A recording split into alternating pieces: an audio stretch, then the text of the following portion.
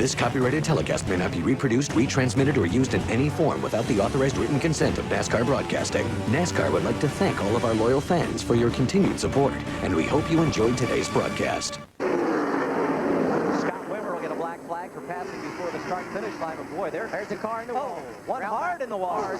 Coming down, coming down. Everybody missed it. 34, Stuart Kirby. My. Making his first Busch start. As I looked up, I think he got into the corner on the outside over there, and it's just not a good place to be. He was the owner when Spencer won the Modified Championship twice.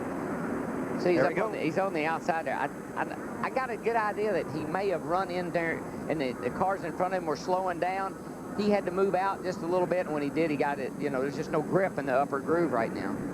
Since New Hampshire in August 1993. He spent a lot of time since then in the truck series. His crew, Dennis Conley, did a great job on pit road. Goes from third to first, takes the lead here. Restart lap 45. I think once he gets out front, he's going to be pretty hard. I think he'll be somebody that's going to be tough to deal with. Jimmy Spencer was the first car lined up on the inside, couldn't get a lap back. Oh, trouble down here. Who is that? Is that the 26 or? It is. Aiming. Oh, no, a car just turned down. One car just turned over. It's upside down on the back straightaway. It's Michael. Holy cow, what is he doing? He slammed into Aiming, Darrell, and that flip turned the car right over. Look at how he hit him with the right front. Well, he needs to get out of there. Come on, buddy. Get that fire extinguisher up there. You okay, Michael? I know what started all this. 26 car back here. He gets around on his own. People start taking evasive action. He's coming down the hill. All of a sudden, here comes Michael right there. Just there it goes. Over the left front. Catapults him upside down. Just turned him right over. Several cars involved.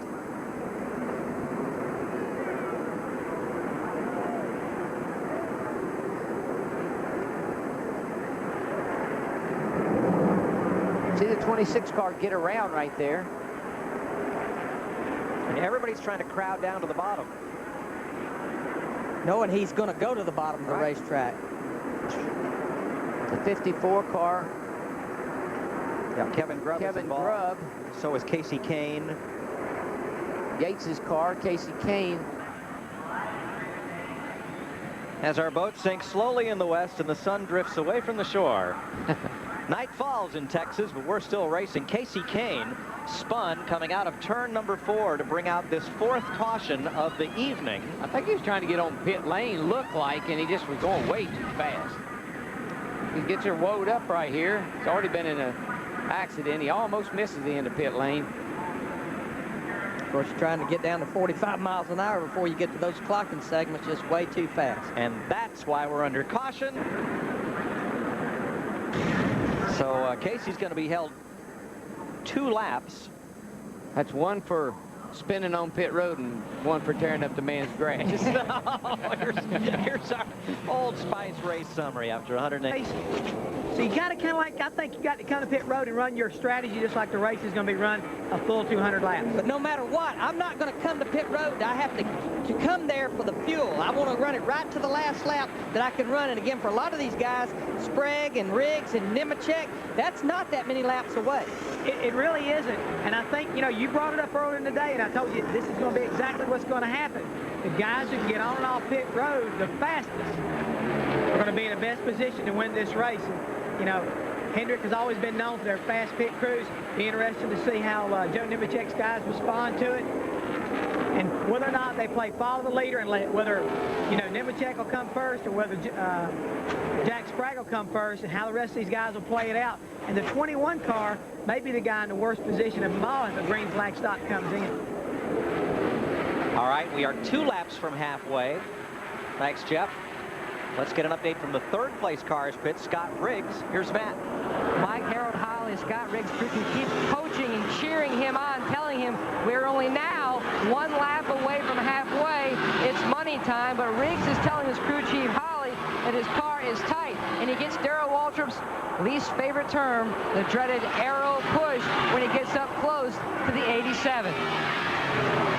All right, fans fans on their feet, the NASCAR officials on their feet as we've hit halfway as the leaders come fast. You got to give a credit to this racetrack, though. Eddie Gossage, his people, jet dryers, tire monsters. I've never seen the like track back. But I'm telling you, here's the guy that's on the move, Matt Kenseth. This is a battle with Jason Keller in the 57 for 7th. And what I like about him with these skies darkening up, he can probably run about 15 laps further than a lot of these guys because he pitted and topped off on lap 65. And we know he has a fast pit crew. And how many times have we seen adversity turn into advantage? Well, and what I also like about his strategy, if we do go the distance, he can do this race on one more stop. They can run about 65 or 70 laps. These guys that are going to have to pit in about 10 laps, they're going to have to make an extra shot should this race go green all the way. Hey, the way the race is going right now, everybody's kind of settled down. I mean, there's a lot of close racing, but everybody's minding their manners pretty well at this point.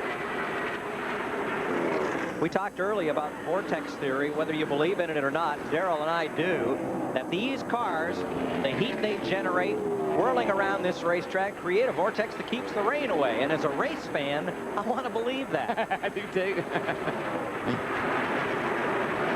Well, the reason I believe it is because that's what NASCAR told me. Now, Riggs is a second and a half back of this duo, Sprague and Nemechek, the leaders. Let's update the weather. There's the weather radar, and we are somewhere right about there. Pretty scattered, pretty broken. I mean, we might get a raindrop or two, but I don't think we got anything serious. Jeff, what do you think?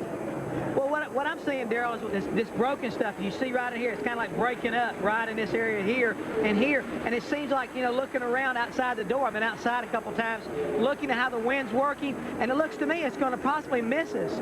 If you look one more time, these opening areas right in here, this is what is going around the racetrack.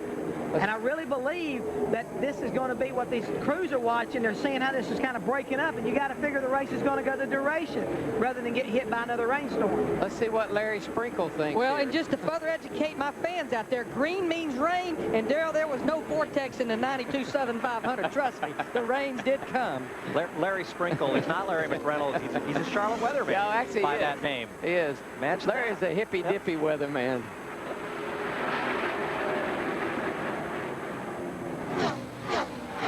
Coming up on pit stops. We're at 105 laps. This race will be official today. Winston Cup tomorrow. We'll be right back. It's over, so right. There it is. And we just got the word. Jeff Purvis, 43 years old, from Clarksville, Tennessee. There goes his crew chief up. His fourth career Busch Series win, and his best finish, the Busch Series finish this season, had been 18th at Rockingham, but he's the winner. And that's one thing you want to point out right. Jeff Purvis did a great job, done an outstanding call by his crew chief right there, got him this win today. Yeah, part of a team effort in and out of the raindrops. Let's go upstairs. Mike Joy, Larry McReynolds, and Darrell Waltrip. This copyrighted telecast may not be reproduced, retransmitted, or used in any form without the authorized written consent of NASCAR Broadcasting. NASCAR would like to thank all of our loyal fans for your continued support, and we hope you enjoyed today's broadcast. This has been a presentation of Fox Sports.